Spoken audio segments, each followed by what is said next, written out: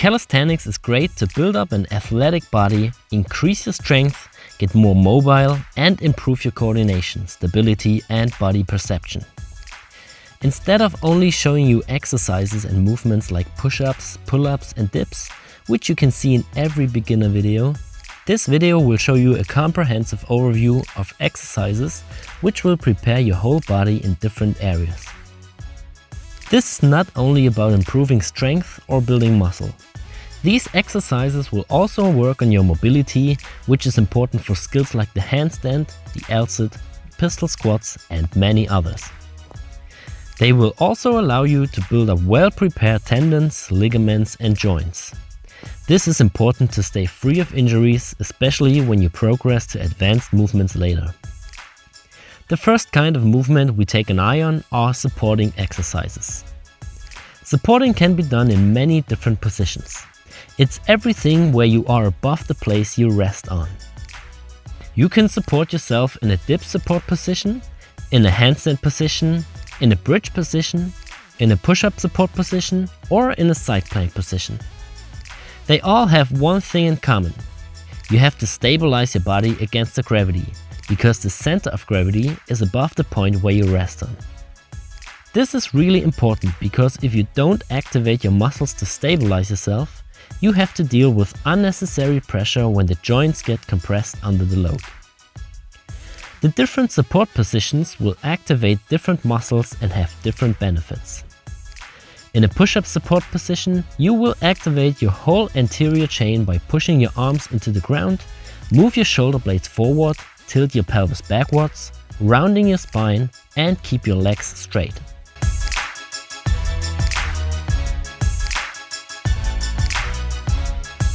From this position you can easily move into the side plank. The concept remains the same, just stabilizing your body against the gravity. Now your body will activate other muscles that support this lateral position.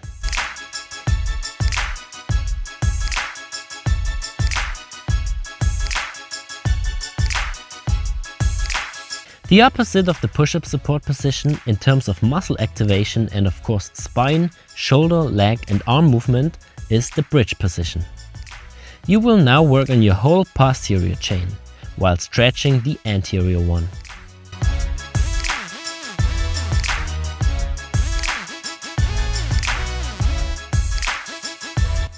In this position you extend your spine and your legs.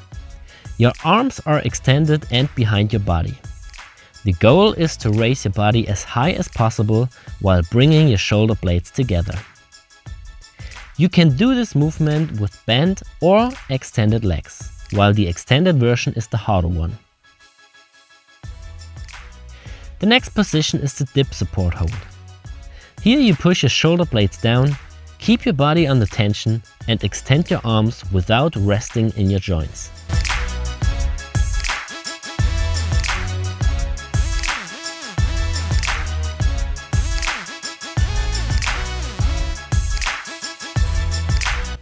The last basic position is the handstand support.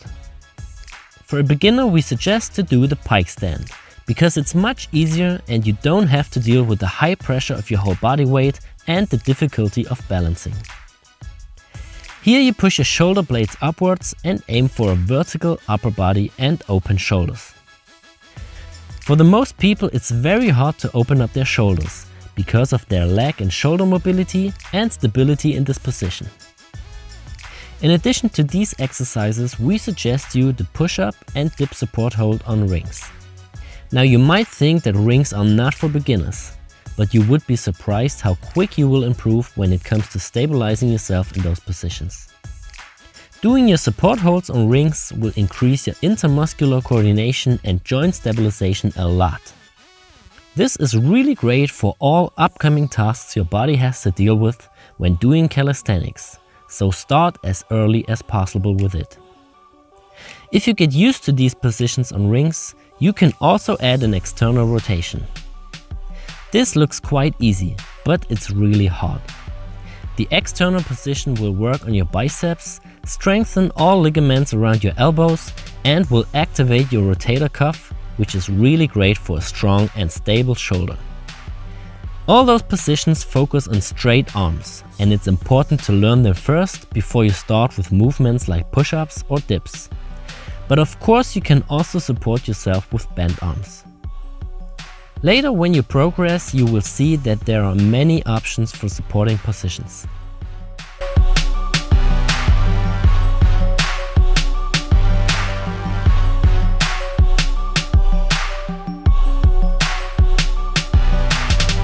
Alright, that's it for the supporting positions. Now we move on to the next important movement, which is hanging. Hanging is not only important if you want to do a pull-up. It will also improve your grip strength, decompress the spine, help correcting the posture, increase core stability, open up the shoulders while stretching the pecs and the lats in the passive hang, and strengthen your back when doing the active hang. Before you start with an active hang, you should be able to do the passive version first. We recommend to achieve about 20 seconds passive hang before you should start working on the active version. Instead of the support hold where the passive version has a negative impact on your joints, the passive hang is no problem for the joints. It's even the opposite.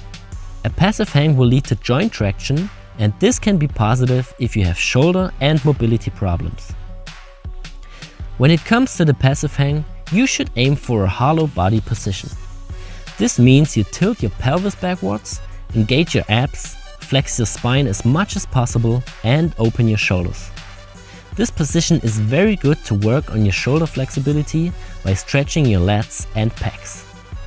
But it also requires that you can let your latissimus loose while contracting the abs, which might need some practice. In the active version, you do the opposite. This means to pull the shoulder blades down and together while extending your spine and your lower body. This will activate your whole posterior chain. The active hang is very important because this is the first movement you should do when you learn a pull-up. Without the active hang, you won't be able to stabilize your shoulder and produce enough strength at the bottom of the movement. Later, when you progress, you can also try one-arm passive and active hangs. This is really great because with this unilateral exercise, you can work on imbalances and you can increase the intensity of the exercise. If the one-arm active hang is still too hard, you can shift from pulling with both shoulder blades to pulling with one shoulder blade in the active hang. Therefore, you need to place your hands a bit further apart.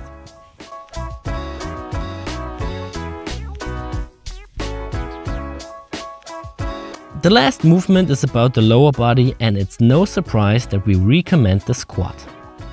A deep squat hold offers many benefits like improving ankle and hip mobility, working on your body alignment, especially in the spine, keeping your knees healthy, and increasing back stability. Most people struggle with the flexibility when it comes to a deep squat. They compensate the lack of flexibility and mobility by lifting their heel from the ground,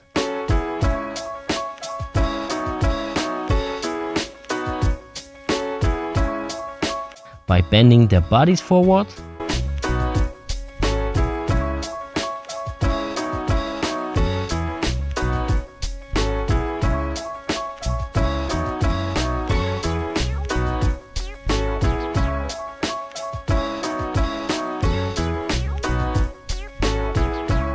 by rounding their backs,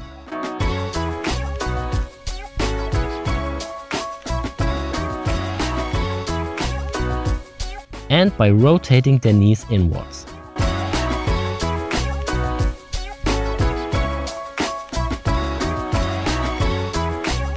There are a lot of exercises which will help you to get the necessary flexibility to be able to do the deep squat.